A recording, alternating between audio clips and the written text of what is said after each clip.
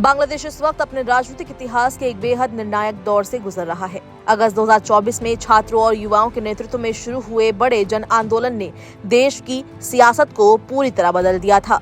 लंबे समय तक सत्ता में रही पूर्व प्रधानमंत्री शेख हसीना को पद छोड़ना पड़ा और देश में एक अंतरिम प्रशासन स्थापित हुआ। अब 12 फरवरी को शुरू हुए आम चुनाव को लोकतांत्रिक व्यवस्था की नई शुरुआत के तौर पर देखा जा रहा है।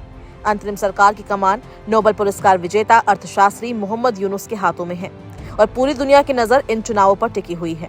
ये चुनाव केवल सत्ता बदलने का माध्यम नहीं है, बल्कि बांग्लादेश के भविष्य की दिशा तय करने वाले माने जा रहे हैं। पूरे देश में लगभग 43,000 मतदान केंद्र बनाए गए हैं, जहां लगभग 13 करोड़ पंजीकृत मतदाता अपने अधिकार का इस्तेमाल करेंगे। राजनीतिक समीकरणों की बात करें तो बांग्लादेश नेशनलिस्ट पार्टी यानी बीएनपी इस बार मजबूत स्थिति में दिखाई दे रही है। पूर्व पीएम खालिदा जिया के बेटे तारिक रहमान पीएम पद के सबसे बड़े दावेदार हैं। तारिक रहमान के नेतृत्व में पार्टी को शुरुआती बढ़त मिलने की चर्चा है। पहले जब बीएनपी सत्ता में थी तब भारत बांग्लादेश संबंधों में तनाव देखने को मिला था। हालांकि हाल के समय में दोनों पक्षों के बीच संवाद बढ़ा है, जिससे भविष्य में रिश्तों को संतुलित रखने की उम्मीद जताई जा रही है।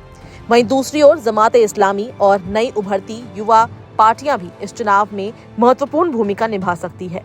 राजनीतिक विश्लेषकों का मानना है कि युवाओं की भागीदारी इस बार निर्णायक हो सकती है।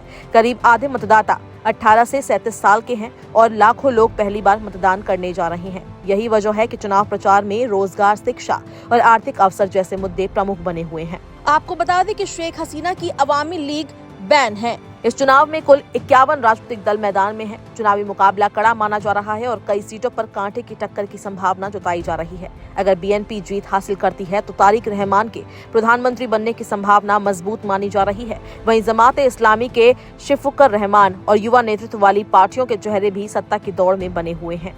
आपको बता दें कि 2024 में सरकारी नौकरियों में आरक्षण के खिलाफ शुरू हुआ छात्र आंदोलन धीरे धीरे व्यापक जन विद्रोह में बदल गया। सड़कों पर भारी विरोध प्रदर्शन हुए और हालात इतने बिगड़े कि कई जगह हिंसा की घटनाएं सामने आई। रिपोर्ट के अनुसार सुरक्षा बलों की कार्रवाई में बड़ी संख्या में लोगों की जान गई।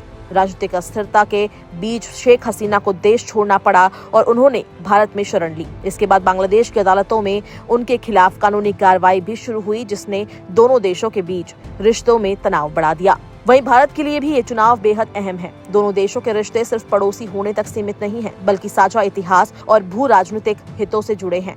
1971 में बांग्लादेश की आजादी के दौरान भारत ने महत्वपूर्ण भूमिका निभाई थी और तभी से दोनों देशों के बीच संबंध गहरे रहे हैं। हालांकि अलग अलग सरकारों के दौरान रिश्तों में उतार चढ़ाव भी देखने को मिला है। बांग्लादेश का ये चुनाव केवल एक देश की राजनीतिक प्रक्रिया नहीं, बल्कि पूरे दक्षिण एशिया की स्थिरता और भविष्य के समीकरणों को प्रभावित करने वाला मोड़ साबित हो सकता है। ढाका से लेकर नई दिल्ली तक सभी की नजरें अब आने वाले नतीजों पर टिकी हुई है, जो क्षेत्रीय राजनीति में एक नए अध्याय की शुरुआत कर सकते हैं।